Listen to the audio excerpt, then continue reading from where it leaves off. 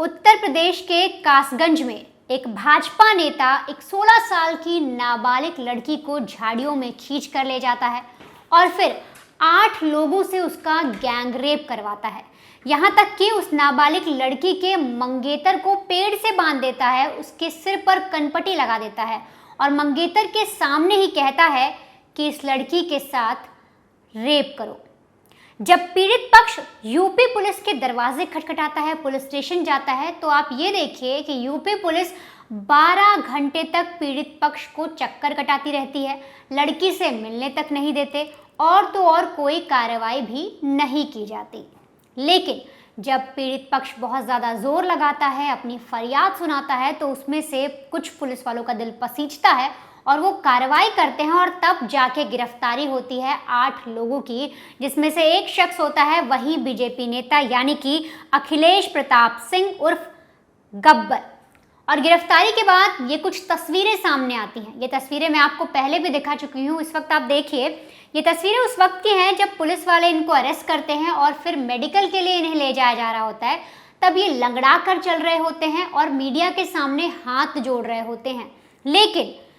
शुरुआती जांच में सामने आया था कि रेप करवाया गया, दोस्तों को बुलाया गया, बीजेपी नेता ने अपने दोस्तों से कहा कि उस लड़की का रेप करो। पर अब पूरी डिटेल जो है पूरी वारदात की वो सामने आई है और पता लगा है कि आखिर किस तरीके से उन्हें धमकाया गया, उनसे पैसे ऐंठे गए और ये बीजेपी नेता जो है ये किस तरीके से इसने ऐसे घिनौने कृत्य को अंजाम दिया। दरअसल जो लड़की है, जो पीड़ित है, उसकी उम्र 16 साल है और उसका जो मंगेतर है उसकी उम्र 17 साल है। इन दोनों की जो मुलाकात हुई थी वो 1 साल पहले इंस्टाग्राम के ज़रिए हुई थी। लड़की अभी अपनी पढ़ाई कर रही है और वो IAS बनना चाहती है। इंस्टाग्राम के ज़रिए जब दोनों की मुलाकात हुई, दोनों एक दूसरे के दोस्त बने, एक दूसरे को पसंद किया, तो इन्होंने अपने परिवार को बताया।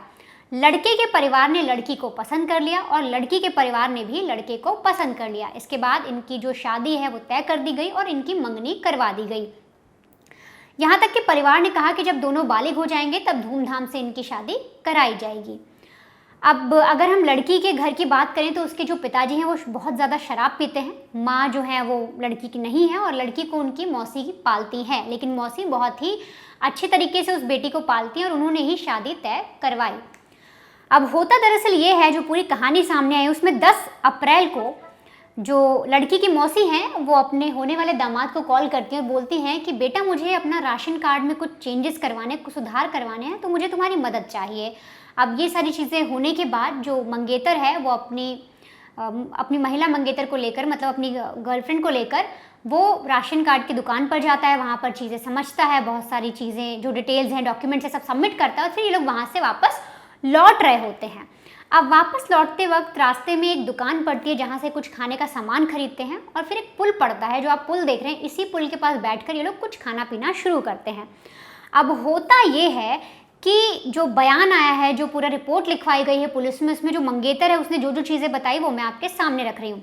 तो उस पीड़ित महिला ने बताया है, पीड़ित लड़की ने बताया है, वो बोलती है कि जब हम पुल पर बैठकर खाना खा रहे थे, कुछ पानी वगैरह पी रहे थे, तभी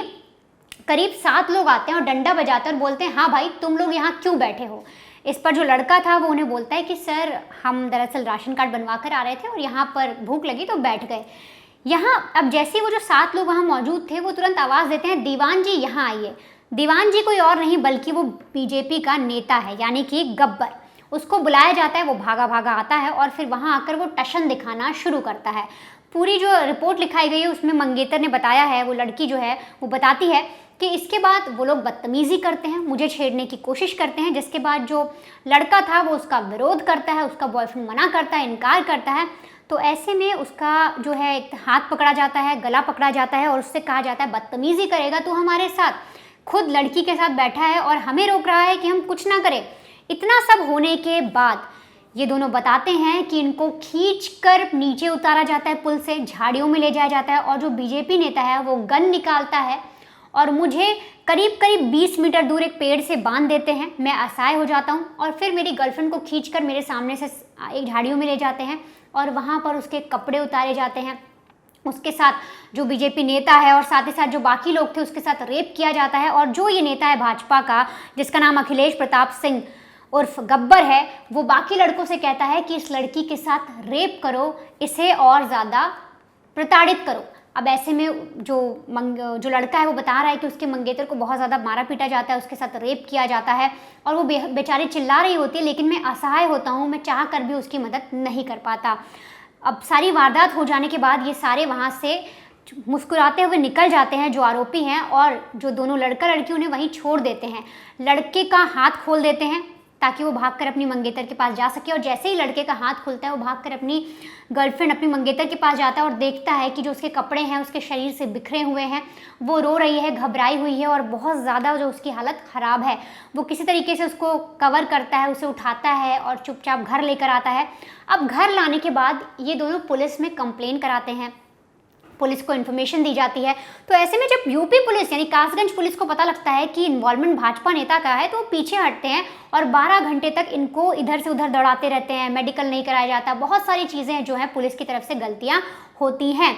अब परिवार वालों को जो पुलिस है वो ये भी बताती है कि देखिए इस पूरे केस में भाजपा नेता इन्वॉल्व है, तो आप समझ लीजिए क्या हो सकता है। अब लड़के का कहना है कि जब हमें पता लगा कि इस पूरे केस में एक बीजेपी नेता इन्वॉल्व है तो हमें डर भी लगता है, और जिस तरह से पुलिस ने हमें बताया तो हमें लगता है कि आने वाले वक्त में ये लोग हमारे साथ कुछ बुरा कर सकते हैं, हमारे परिवार को परेशान कर सकते हैं, तो इसलिए हमने फिर कंप्लेन नहीं की, हमने उस चीज़ को आगे नहीं बढ़ाया, हम वापस घर आते हैं।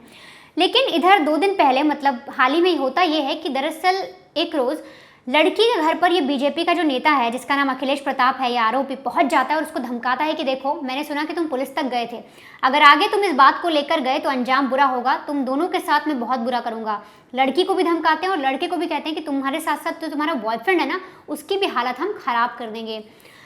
अब जब लड़की को ये इस तरीके की धमकी दी जाती है तो वो डर जाती है, वो अपने बॉयफ्रेंड को बताती है, अपने परिवार को बताती है, और तब जो परिवार है और जो बॉयफ्रेंड है वो कहता है कि अब हम चुप नहीं बैठेंगे, हम कैसे भी करके इस आरोपी को जेल पहुंचाएंगे। वो दोबारा एक्शन में आते हैं, पुलिस को कहते हैं कि आप हमारी फाइल को देखिए और फ़ौरन उसे अरेस्ट कीजिए। इसके बाद एक एक करके जो पुलिस है वो इन भाजपा नेता के साथ साथ जो 7 और लोग हैं उन्हें अरेस्ट करती है। अरेस्ट करने के बाद उनका अब डीएनए का सैंपल जो है वो भेजा गया है डीएनए करवाने के लिए, और ये देखने के लिए क्या रेप इन्हीं लोगों ने किया, किसने किया, इस पूरी जांच के बाद साबित होगा। और उसके बाद जो लड़की है वो साफ तौर पे ये कह रही है कि अब उसे डर भी लग रहा है, क्योंकि एक बीजेपी नेता का इसमें इन्वॉल्वमेंट है, बड़े लोगों का इन्वॉल्वमेंट है, तो वो ये बोल रही है कि आने वाले वक्त में अगर ये जेल से छूट जाते हैं तो हो सकता है ये हमारे परिवार को और ज़्यादा प्रताड़ित करें या हमारे साथ और भी कुछ बुरा कर दें। फिलहाल जो आरोपी हैं वो पुलिस की गिरफ्त में है, पुलिस ने मेडिकल करा लिया है, पुलिस ने डीएनए का सैंपल भी ले लिया है, और इसके बाद जो आरोपी हैं जब उन्हें वैन में बिठाया जाता है तब वो हाथ जोड़कर निकलते हैं, लंगड़ाते हुए निकलते हैं। लेकिन ऐसे में जो लड़का है जो अपनी मंगेतर का साथ दे रहा है वो बोल रहा है कि मेरी जो होने वाली बीवी है या जिनसे मैं प्यार करता हूँ वो आईएएस बनना चाहती हैं, और उनके साथ रेप हुआ, इसका मतलब ये नहीं कि मैं उनका साथ छोड़ दूंगा, मैं उनके साथ हूँ, क्योंकि जो भी उनके साथ वारदात हुई है उसमें उस लड़की की कोई गलती नहीं है। मैं उसके साथ रहूँगा, मैं उसके साथ शादी भी करूंगा और उसे पढ़ाऊंगा ताकि वो एक आईएएस बन सके। ये लड़के का बयान है जो उसने दिया है, जिसकी वजह से जो पूरा परिवार है वो बेहद खुश है कि लड़की को वो लड़का अभी भी प्यार करता है, उसके साथ रहेगा, उसके साथ ज़िंदगी बिताएगा। लेकिन ऐसे में लड़के का ये ज़रूर कहना है